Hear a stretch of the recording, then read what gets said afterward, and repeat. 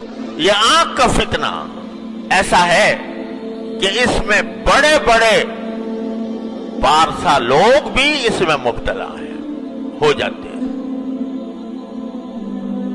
ہر ایک شخص اپنے گریبان میں منہ ڈال کے دیکھ لے کہ میں آنکھ کا صحیح استعمال کر رہا ہوں، برا غلط کر رہا ہوں، تو نظر آئے گا کہ پتہ نہیں کس طرح، خاص طور سے جو آج کل یہ اسمارٹ فون کا سلسلہ شروع ہو گیا ہے، تو اس نے بے حیائی اور آنکھ کے غلط استعمال کا دروازہ چوپٹ کھول دیا۔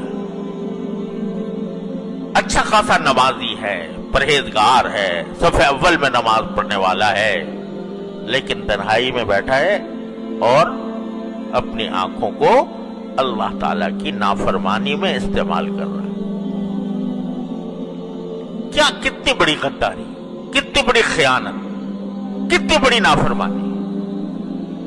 تو اسی لیے میں یاد کرتا ہوں کہ جس شخص کو یہ بھروسہ نہ ہو کہ وہ اپنے آپ کو محفوظ رکھ سکے گا اس فتنے سے، اس کے لیے ایسا فون استعمال کرنا جائز نہیں، جس کو یہ بھروسہ نہ ہو۔ اگر بھروسہ ہے تو بعض اوقات اس سے اچھے کام بھی لیے جا سکتے ہیں، لیکن پاؤں پھسلنے کا ہر وقت خطرہ، نگاہ کے پھسلنے کا ہر وقت خطرہ۔ لہذا بھائی کتنے دن کی زندگی ہے پتہ نہیں، کسی کو پتا ہے کہ کب اس کو موت آ جائے گی، تو اپنے اللہ تعالیٰ کی دی ہوئی اس نعمت کو کیوں داؤ پر لگاؤ، اس داؤ پر لگاؤ کہ اس کا غلط استعمال ہو گیا تو وہاں پکڑ ہو جائے گی اللہ تعالیٰ کی۔ فاروق اعظم جیسا انسان جس کی تقوی و طہارت کی قسم دنیا کھاتی ہے، وہ جب یہ کہتا ہے کہ مجھے برابر سرابر چھوڑ جاؤں تو غنیمت ہے، تو ہم شما جو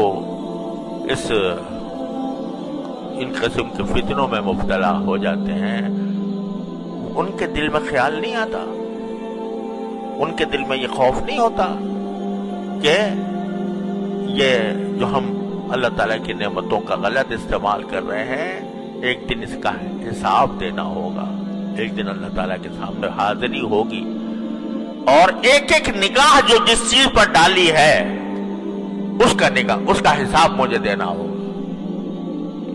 تو اللہ تبارک و تعالیٰ اپنے فضل، اور بھائی دیکھو یہی وہ چیز ہے کہ جو انسان سے محنت، مشقت اور اپنے نفس پر زبردستی چاہتی ہے،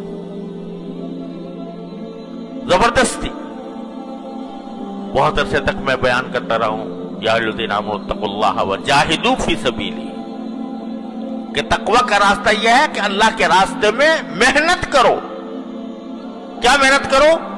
کہ نفس کسی طرف بلا رہا ہے، مچل رہا ہے، گناہ کی خواہش دل میں پیدا ہو رہی ہے، اور تم اس خواہش کو زبردستی کر کے دباؤ، یہ ہے مجاہدہ۔ اور اس مجاہدے کے ثمرات یہ ہوتے ہیں، حضرت تھانوی رحمۃ اللہ فرماتے ہیں کہ جتنا انسان اپنے نفس کو، نفسانی خواہشات کو روکتا ہے اللہ کے لیے، اتنا ہی اللہ تعالیٰ سے قرب بڑھتا ہے۔ وَأَمَّا مَنْ خَافَ مَقَامَ رَبِّهِ وَنَهَى النَّفْسَ عَنِ الْهَوَىٰ فَإِنَّ الْجَنَّةَ هِيَ الْمَأْوَىٰ، جو اپنی خواہشات کو اللہ کے لیے روکتا ہے، دل تو مچل رہا ہے، بہت بے شک مچل رہا ہے، نفس بھی آمادہ کر رہا ہے، شیطان بھی آمادہ کر رہا ہے، لیکن مجھے اللہ تعالیٰ کے سامنے جواب دینا ہے، اپنی ایک ایک نظر کا جواب دینا ہے۔ اس کا احساس کر کے جب آدمی اپنے اوپر زبردستی کرتا ہے تو اللہ تبارک و تعالیٰ کے ہاں اس کی درجات میں ترقی ہوتی ہے، تعلق میں اضافہ ہوتا ہے، اللہ تعالیٰ کی محبت اس کے دل میں پیدا ہوتی ہے، اللہ تعالیٰ اس سے محبت فرماتے ہیں۔ تو میرے بھائیوں اور بہنوں، اللہ تبارک و تعالیٰ کی نعمتوں کا پہلے تو احساس کرو، کثرت سے سوچا کرو کیا کیا نعمت مجھے ملی۔ اور اس نعمت کو صحیح استعمال کرنے کے لیے اپنے نفس کو زبردستی اس پر زبردستی کرو اور اس کی نافرمانی میں استعمال کرنے سے اپنے آپ پر زبردستی کر کے بچاؤ. کیا قیامت آ جائے گی؟ ایک تو تنہائی کے اندر بیٹھے ہوئے دیکھ رہے ہو کچھ، اگر فرض کرو تو سمجھو کہ اس وقت تمہارا کوئی باپ آ جائے، تمہاری ماں آ جائے، تمہاری بہن آ جائے، تمہاری استاد آ جائے، کیا پھر بھی تمہارا دل مچلتا رہے گا؟ کیا پھر بھی وہ خواہش جو دل کی ہے وہ اسی درجے میں برقرار رہے گی؟ فوراً بند کر دو گے. اب کیسے بند کر دیا بھائی؟ یہ کہتے ہو کہ ہمیں اپنے نفس پر اختیار نہیں، ہم بے اختیار ہو جاتے ہیں، ہم جو ہیں مچل جاتا ہے دل اور ہم اپنے تقاضے کو دبا نہیں سکتے، مجبور ہیں اس کے آگے. ارے اب کہاں گئی مجبوری؟ جب تمہارا باپ آ گیا، تمہاری ماں آ گئی، تمہارا استاد آ گیا، تمہارا شیخ آ گیا، پھر کیا کرو گے؟ پھر بھی دیکھتے رہو گے؟ بند کرو گے کہ نہیں؟